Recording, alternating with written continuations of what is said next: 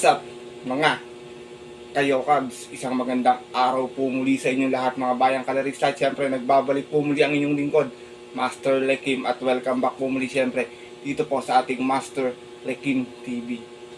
Kung bago ka pa lang dito sa ating video, naparaan ka, medyo kursunado mo yung ating mga konting silip at giya, syempre make sure dapat nakalike ka na at nakasubscribe. Huwag mo kalimutan i-hit yung notification bell or bell icon sa baba itong ating video para palagi kang mag-updated sa mga susunod kong mga i-upload na video. Maraming salamat sa support at pagsubaybay palagi mga bayang karirista. At syempre ngayong araw, meron lamang tayong konting video para po sa ating mga kabayong dapat abangang pwedeng mayamado, pwede rin namang madihado. Paalala ko sa inyo, isa lang, sariling opinion ko lang po ito. Pwede pong matapat na makachamba sila ng dihado, pwede naman pong hindi. Pwede nyo silang abangan sa susunod na karera. Kasi iba ito, tingin ko, mga kumukuha lang ng tamang tiyempo, kumukuha ng tamang grupo, at posibilidad nga makapagbigay ng magagandang dividendo. Kaya kung kusunatan nyo bayang kalorista, pwede nyo pong ilista or tandaan ito ating mga ibibigay na kabayo, ilan-ilan na to. Na syempre hindi ko na rin po papatagal agad dyan.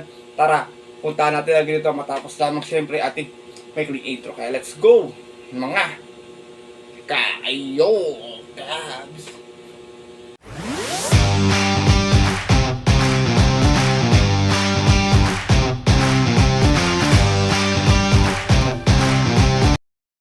At gaya nga po ng nabanggit ko kayo sa ating intro, meron lamang tayo ilang kabayo ditong PJC Kabayo Metaturf na medyo nasipat ko na, timbang-timbang lang bahagya, kumukulang ng tamang tiyempo, minsan titimbang ng maganda, minsan di makikita. At tingin ko pwede makachamba ng dihado sa mga susunod na darating na karera. Paalala ko sa inyo, Kabayang Karerista, September, alam ko 5 racing days na po yung ating karera. Kaya tingin ko itong mga mababanggit ko makikita nyo sa mga lineup na darating na karera at sana makachamba at makapagbigay ng yummy dividends, lalo na sa mga jihadista dito ng mga ating mga kayo Cubs na. Siyempre, simulan ko na rin agad mga bayang karerista, di ko napapatagalin pa. Simulan natin dito kay Graceful Bell on PJC. So kabayo na to, minsan tatakbo ng remate, minsan sasalida ng maayos, minsan naman naiuuna. Meron tong 1.14, punto 6 ng huling takbo niya, pang-apat siya dumating. Umalis ng 1.6, medyo naibandera bahagya. Out of 8 rounds naglaban-laban sa 3-year-old maiden. At medyo may kagalingan din naman yung tumalo, si Malibu Mo Gray. At ang remenda po sa kanya nung araw na yun, si Apprentice JB Pilitro. So kabayo na to, tingin ko baka kumukuha ng tamang rider to, bayang karerista. Bagang, kumbaga, ibang hinete, tingin ko baka makachambahan to, makakadihado to sa maiden. Lipat naman tayo to, cut call. Ito, sinubukan na rin to ng huling takbo, bayang karerista. May 1.15. Natarsera sa 1200, umalis na 1-2, may aking tulin sa unahan. Out of 10 rounds naglaban-laban sa grupong 42-56 last race. Sa kairang napanalunan ng kabayong si Spaghetti pababa. At ang remenda po sa kanya noon ay si Mel Nahila. Ito medyo hindi rin nakagraduate ng maiden to, pero tingin ko sa grupo makakachamba to si Cat Cole. Ganun din to, syempre to, tip ko to last time Oh My Miranda na may 117.2.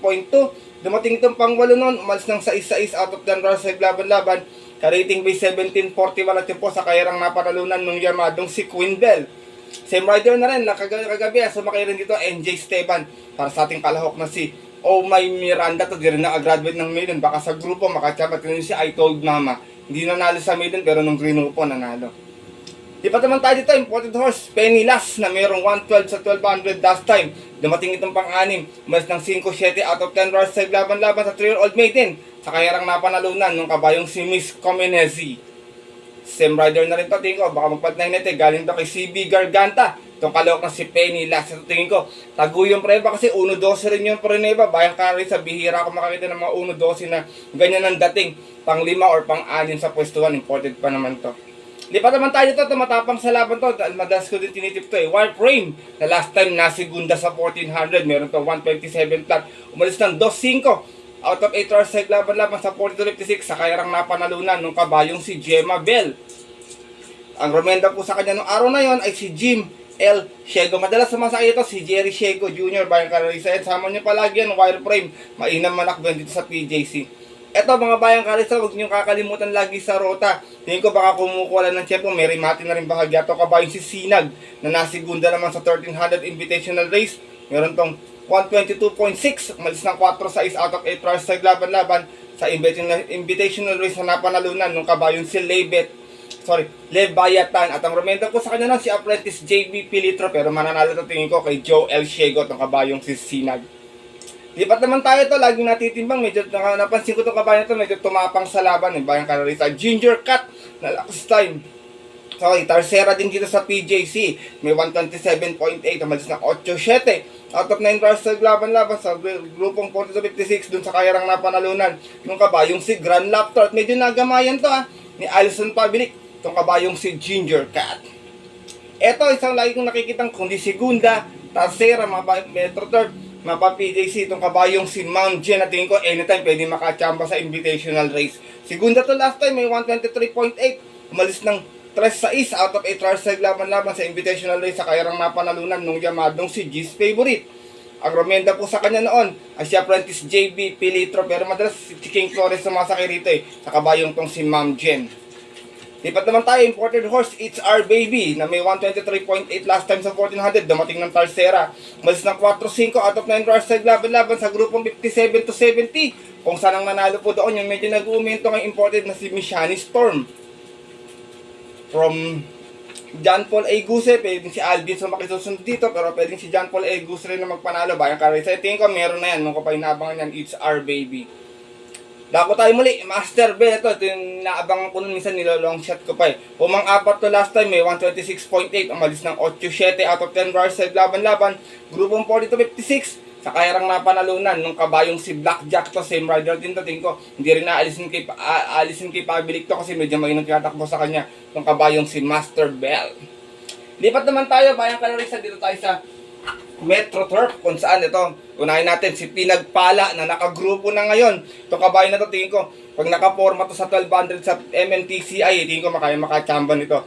Yung mga apat na to last time, may 115.6, umalis ng 1-2 out of 7 runs sa laban-laban. Kagrupong 40-56 at ang manalo po doon yung nayamadong si Lady Zabin. JRD Ocampo ang romenda dito sa Calooc na si Pinagpala. Ito, hindi nakagraduate ng maiden, baka sa grupo manalo rin. Eto, maganda tinakbo last time, Bayang Clarissa, medyo nawala yung vision niya naiiwan sa aparato Baron of Sipokot na may 113.4 sa 1200, pang-apat ito last time Umalis ng 8-8 out of 8 runs sa laban-laban. Sa grupong 40-56, sa kayarang napanalunan na outstanding na si King Alexander. Medyo nakuha rin ni Alison Pabilik ang kiliti. Itong kabayo na to, na si Baron of Sipokot. Lipat tayo, Grey Galloper, Don Pepito, na pang-apat last time sa 1200, may 115 flat, umalis ng 5-6 out of 7 runs sa laban-laban. Sa grupong 1741, sa kayarang napanalunan naman nung nayamadong si Angels Momentum. At ang romenda po sa kanya nung araw na yun, si Ryan Bassey, pwedeng magpanalo nito, Angel Ramos or JD Huco. Yan, Don Pepito, tingin ko meron na yan. Sexy Bomb, ito nakagrupo na rin, pero maganda tinatakbo, baka kasi laging nasa timbangan, hindi nawawala. May 1-13. Last time sa 1200, dumating ng Tarsera, umalis ng 4 test out of 8 runs sa laban-laban. Kagrupong 40-56, sa kayarang napanalunan nung yamadong si Sing Anyusong. At ito, hindi inaalis kay Pati Dilema ang renta. Kaya tingin ko, anytime pwede makachamba nung kabayong si Sexy Bomb. Ito, lagi rin nasa timbangan, hindi nawawala. Kahit sa trifecta quartet, natitimbang palagi. Bride 3, na last time Tarsera din. May 1-11 sarado. Malis ng 5-6 out of 6 stars na naglaban-laban sa grupong 57-70. At ang nanalo po doon, nakakadalawang bihado na, yung kabayong si Rumored. At ang romenda sa kanya noon ay si RC Baldonito, pero madalas sumasakay rito si Ryan Garcia. Ito, abangan nyo rin to, Bride 3. Tingin ko anytime pwede rin makachamba. Ito, last time maganda tinakbo sa 1200 sa Malbar, Quincy, na may 1-14.8 na Segunda. Nagdala ng marcha 1-1 out of 8 runs sa laban-laban sa grupong 1741 last race.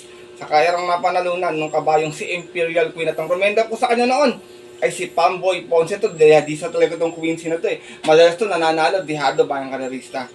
Lipat tayo to, Derimate 1400 naman ng MMTCI. Basta medyo konti tatakbo, tingin ko makakachamba. Super Hawk, na last time Tarsera, may 131.8. Umalis ng 11-13.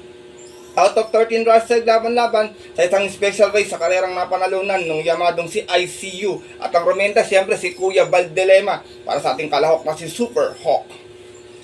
Last 2 na tayo nakabayo to. Pangalawa sa uli, Escondido, na lagi ring nasa timbangan. MMTCI nakabayo to. May 126.4 na Tarsera last time. Umalis ng 7-7 out of 11 runs sa laban-laban sa special race na napanalunan nung dihadong si Mission Accomplished. At ang romenda po sa kanya ay si Noel Silunar. At last but not the least, ito sinubukan sa Malbar, Bayang Clarissa, yung ganda ng tinakbo. Pioneer with Age na Last time, Tarsera din, may 125.4. Umalis din ng 7-7 out of 11 runs sa laban-laban. Sa kayarang napanalunan po nung dihadong-dihadong si Concrete Solution. At ang Romenda po, regular jockey niya, PM Cabalejo para dito kay Pioneer with age. Ito, tumatakbo rin ng PGC ito. Magaling dito kabayan ito. Madalas tinitip ko ito eh. At yun po mga bayang kalarista ng ating mga kayokap. Sana po natandaan nyo or nailista nyo yung mga kabayang nabanggit ko na pwedeng makachamba po yan ng dihado sa mga susunod nating darating na karera. Minsan po hindi ko po nababanggit yan sa mga giya ko. May mga iba po nagpapaalala minsan po talaga dyan nakakalimutan ko dahil sobrang dami rin po ng ginagawa tsaka pabago-bago yung lineup. Nakikita rin po natin itong mga to. Maaaring makachamba kaya kung may kursunada kayo sa mga yan pwede nyo tapunan kahit bariya-bariya. Pag nakachamba naman po yan, sigurado ako yummy dividends ang ibibigay sa inyo itong mga bayang kalarista. At salamat po sa sandaling oras ng pagtambay at pagtutok ito sa ating Master Likim TV. At syempre, kita tayo sa susunod ko pong upload na video para po sa ating weekend races. Ito po muli ninikod, Master Likim, na nagsasabing stay safe everyone, God bless bayang kalarista, lalo na sa mga solido ditong diadistang kagaya kong mga kayo.